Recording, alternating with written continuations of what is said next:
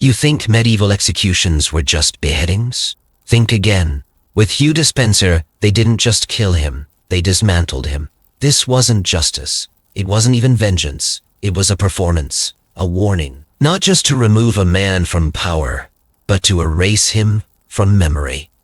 There was no trial, no verdict, just a queen, a scaffold, and a message carved in flesh. Get too close to the crown, and the crown will consume you. They didn't want him dead. They wanted him unmade. This story isn't taught in schools. It's buried in dusty chronicles, scattered across forgotten pages. But the clues are there, if you know where to look. In the next few minutes, you'll uncover why Hugh Despenser's death became a map of pain across England, and why his name was scrubbed from royal records like a curse. Even if you've never heard of him, you won't forget him after this. He was hanged, but not to kill. Just enough to choke. Then he was cut down, castrated, disemboweled, and forced to watch as his body was turned into a message. He locked eyes with the queen. What passed between them? Rage? Regret? We'll never know. But we do know one thing. If they could erase him from history, who else did they nearly erase? What happened to Hugh Despenser the Younger in the final, unraveling days of Edward II's reign was something else entirely. Something colder, deeper, rehearsed like theater and sharpened like an executioner's blade. They didn't just want him dead, they wanted him undone. Not simply removed from power, not banished or exiled, but dismantled as a warning, piece by piece, until not even his memory could breathe. He was led through the streets in chains once used on his enemies, paraded past sneering crowds that once feared his name. But the true horror didn't begin with iron. It began with silence, an absence of trial, of defense, of mercy. The queen waited, not in a throne room, but beneath a gray autumn sky, her face impassive, her eyes fixed. Despenser cried, not out of regret but disbelief. He had ruled like a monarch, issued decrees, bent laws to his will. He thought power protected him. What he didn't understand was this. In England, the closer you get to the crown, the more violently you're punished when you fall. And his fall would not be a single moment. It would be orchestrated agony, stretched over hours, broadcast in blood. They hanged him, but not to kill. Just long enough to swell his face, to blacken his vision, to let him feel what it's like to hover above death without touching it. Then they cut him down, laid him bare on a scaffold, soaked in pitch to better showcase the color of his blood. A knife flashed. The first cut was to his manhood, severed and tossed into a fire before his eyes, a final insult to the legacy he tried to rewrite. He screamed, not like a villain, but like a man whose belief in his own invincibility had been violently shattered, and the crowd, drawn from every corner of the Shire, didn't flinch. Some cheered, some turned pale, but none looked away. His entrails came next, drawn out slowly, deliberately, still steaming in the cold air. They pulled them inch by inch, ensuring his consciousness lingered through the disembowelment. At some point, he locked eyes with Isabella. What passed between them in that frozen second, no historian could record. Not rage, not fear. Something else. Maybe recognition, maybe betrayal, maybe the final understanding that this was never just about power. It was about memory. The kind that survives even after the body is gone. Because death wasn't the destination, it was the medium. His heart was torn out slowly, broken rib by rib. His limbs, sawn not chopped, were mailed across England like pieces of a cursed relic. York, Bristol, Dover. His head, blood-matted and sun-charred, mounted on London Bridge to glare at those who passed beneath. A map of pain, a nation-sized monument to what happens when ambition forgets to kneel. But even after his body was carved into a message, his story wasn't over, because something far stranger happened next. Silence, not the silence of peace, but erasure. Pages stripped, names scraped clean, portraits retouched. His legacy wasn't just ended. It was vacuumed from the royal past like a shameful disease. But history doesn't forget. It murmurs, it bleeds, and it waits. So ask yourself, who was Hugh Despenser the Younger? Truly, tyrant? Servile? Victim of a queen's vengeance? Or the ghost of a system that punished him not for betraying the king but for becoming one without a crown? And if they did this to him, Who else did they nearly erase? He wasn't born a king. He wasn't even meant to be close to one. Hugh Despenser the Younger entered the royal stage not with a sword or a crown, but with a marriage contract and a smirk. He was the son of a loyal, forgettable courtier, the husband to a royal niece, a man with pedigree but no promise. Yet behind the silken ceremony, there pulsed something else. An appetite. He wasn't content to orbit power. He wanted to inhale it. And in the dying light of Edward VI's flailing reign, he found the perfect storm. A weak king desperate for loyalty. A court riddled with paranoia. And a throne crying out for a voice stronger than its occupant. Hugh gave that voice. At first in whispers, then in proclamations, then in chains. He rewrote the rules by pretending they didn't apply to him. Nobles vanished. Estates changed hands overnight. Inheritance lines were redrawn with a flick of his ink-stained fingers. He didn't march with armies. He marched with scrolls, decrees, royal seals he wielded like swords. With Edward's favor, he seized not only land but legal immunity, made himself untouchable not by fear, but by structure. Every theft was cloaked in law. Every exile masked as justice. And while the kingdom bled through rebellion and famine, Hugh fattened his dominion, replacing enemies with echoes and stacking the court with shadows that answered only to him. He didn't need to wear a crown. He was the crown. Not in name, but in reach. He opened the king's letters before the king did. He drafted royal speeches. He intercepted foreign missives.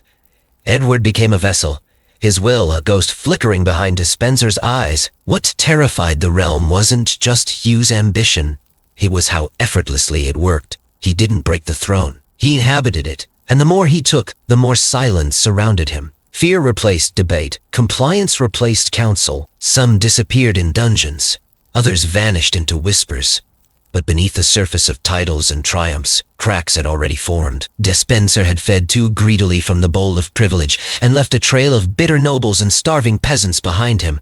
And somewhere in the dim corridors of power, a queen watched, humiliated, disarmed, and dangerously quiet. Because even as Hugh crowned himself king in everything but title, he'd forgotten the one rule no tyrant should ever overlook. Someone is always watching. And eventually, someone always decides they've had enough. She had been silent for too long. Queen Isabella of France, once the glittering jewel of the English court, had watched her husband vanish behind Despenser's throne, watched her own household dissolved, her dignity stripped, her children used as pawns in games she was no longer allowed to play. At court, she was a shadow. In public, a symbol. But inside, she burned. They had underestimated her, perhaps because she was a woman, perhaps because she did not scream. But grief has sharp teeth when fed for too long. And by the time she was sent to France in 1325, under the pretense of diplomacy, a thin veil masking her exile, she knew exactly what she had to become. Not a queen, a blade. They thought she would beg. Instead, she built. In exile, far from the glint of English steel, she forged alliances. Whispers turned into plans. Plans turned into pacts. And at the heart of it all, one man moved beside her with a shared wound. Roger Mortimer, a noble once crushed by Edward and Despenser's wrath. Together, they formed something neither crown nor court had anticipated. A rebellion born not in the mud of peasant uprisings, but in the wine-soaked chambers of French estates and behind the iron walls of noble strongholds.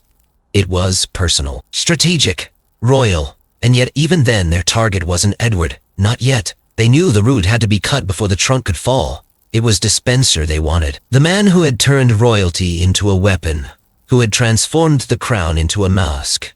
Isabella didn't march back with an army of vengeance. She marched with precision, with control. Each step across the channel was calculated. Each banner raised bore not just the weight of opposition, but the silent rage of every noble who'd been crushed, every estate stolen, every insult endured in silence. But the moment that changed everything came not with swords drawn, but with loyalty crumbling like dry leaves. Despenser's name, once feared, had curdled into poison. City after city opened their gates to Isabella without a single clash. Noble after noble defected, not out of love, but exhaustion. It wasn't just Despenser's crimes. It was his face, his shadow, his arrogance. People wanted him gone not just to breathe, but to remember what it felt like to not be ruled by a parasite in velvet. Even those who had knelt to him now turned away, spitting his name like ash. And still, he didn't see it coming. Because when you convince yourself you are the crown, you stop looking at the sky. You forget the fall always begins with silence. The silence of allies vanishing. The silence of doors not opening. The silence, finally, of a kingdom that has made up its mind. And in that stillness, something ancient was awakening. A reckoning that would not stop with exile, but end with spectacle. Because Isabella wasn't returning to take back her throne. She was returning to make history remember what happened when a queen was forced to become executioner. They didn't need to storm castles. They dismantled loyalty instead. Isabella and Mortimer's return to England in 1326 wasn't a conquest in the traditional sense. It was a controlled collapse. No banners clashed. No cities burned. They walked through gates already open, rode down streets swept clean by nobles too terrified or too exhausted to fight. Despenser's grip on the kingdom, once wrapped so tightly around the court's throat, had begun to rot from the inside. What held his regime together wasn't bloodline or righteousness. It was fear. And fear, once pierced, leaks fast. Across the countryside, silence shifted. The names that had once bowed to Despenser now whispered defection behind closed chapel doors. Even the clergy, so often chained to royal favor, began to bless their food with one hand and send messages with the other. Town by town, the monarchy's image fractured, not because the queen brought an army, but because no one came to stop her. That was the power shift. Not the sound of swords being drawn, but the absence of resistance. That moment in history didn't echo with battle cries. It murmured with betrayal. Edward and Despenser fled like hunted men, their robes traded for disguises, their crowns for cold bread and back alleys. The King of England, the man who once sat beneath golden canopies, who once commanded absolute devotion, now tripped over roots in borrowed boots. And Despenser, the architect of so many purges, the ghost behind every death warrant, the shadow who ruled without mercy, found himself abandoned by every oath he thought he owned. Not one noble raised a banner in his name. Not one loyalist formed a last stand. His name had become venom. His presence, a liability. And when they were finally caught, ragged, shaking, hiding in a monastery like children afraid of thunder, it wasn't with the pomp of fallen monarchs, but the thud of a door kicked in and the dragging of chains across wet stone. He wasn't treated like a prisoner. He was handled like a relic, dirty, dangerous, and cursed. The man who had spoken with the authority of a king now sobbed under torchlight, reeking of sweat and dread, clinging to the robes of monks who had already backed away. He begged, and no one listened, because the kingdom didn't want justice. It wanted closure. In London, bonfires lit the skyline, not for celebration, but catharsis. Crowds gathered not to demand change, but to witness it. Despenser's fall wasn't hidden behind palace walls. It was made public, paraded, stripped of majesty in flesh. Because sometimes, power doesn't end with thunder. Sometimes it ends with a whisper, then a scream. And still no one dared say his name. Not out of fear, but disgust. Because something darker had taken root. The belief that this man had never been one of them. That he was other. And if you can make someone other, you can tear them apart without guilt, without pause, without mourning. And that's exactly what came next. He wasn't escorted, he was dragged. From the moment Hugh Despenser was ripped from the monastery floor, mud-soaked and trembling beneath borrowed robes, the procession began, not toward justice, but toward obliteration. They bound him in chains forged for others, loaded him into the same carts he once used to parade his victims. No royal dignity remained. His face was gaunt, beard half-grown and patchy, eyes hollowed by sleepless nights and the sudden collapse of invincibility. There were no courtiers, no heralds, no last defenders, just soldiers who refused to meet his gaze and villagers, who gathered like spectators to a burning. They paraded him through the towns he once ruled with decrees and silence. But now his name ignited only laughter, only curses. He was strapped backward onto a mangy horse, his face turned toward the animal's tail, a humiliation designed not just to strip rank, but to twist memory. In each town, the rituals deepened. They shaved his beard, a symbolic castration. Tore his robes, forced him into sackcloth that exposed the fragile curve of his ribs. The man who once spoke in commands now whimpered. And the crowds, they didn't flinch. They came to see the ruin of a man they once feared too much to name aloud. By the time he reached Hereford, he was no longer a person. He was a symbol of tyranny collapsed, of vengeance prepared. Queen Isabella didn't wait for him in some darkened chamber. She stood outside, surrounded by nobles whose estates had been stolen, whose sons had vanished in dungeons, whose futures had been sold to fund Despenser's ambition. She said nothing as he was hauled before her. She didn't need to. Her silence was a verdict heavier than any sword. Accusations stacked like bricks. Treason, sodomy, theft, abuse of crown authority, collusion with the devil himself. It wasn't law. It was theater. But no one objected. Not the clergy, not the nobles, not the murmuring crowd that now shifted toward the hastily constructed scaffold, built larger and higher than any gallows had the right to be. This wasn't about death. It was about spectacle. He begged, not for his life, for a voice, a final word, a prayer, something. But the horns blew, the drums thundered, and his pleas were swallowed by noise designed to drown out the human. Because they weren't executing a man. They were erasing an era. Each footstep toward that wooden platform echoed not as a march, but as a countdown. Not just to a death, but to dismemberment. And above it all, hanging in the air like the stench of blood before it spills, hovered the unspoken truth. This wasn't over. Not when the knife was still clean. Not yet. The scaffold didn't creak. It groaned under the weight of intention. The platform had been built taller than any other, its beams soaked in pitch to blacken the wood, to frame every drop of blood like a portrait against velvet. Hugh Despenser stood at the center, barely upright, more corpse than man, but his heart was still beating. And that was the point. They didn't want him dead. Not yet. They wanted him present. They wanted him aware.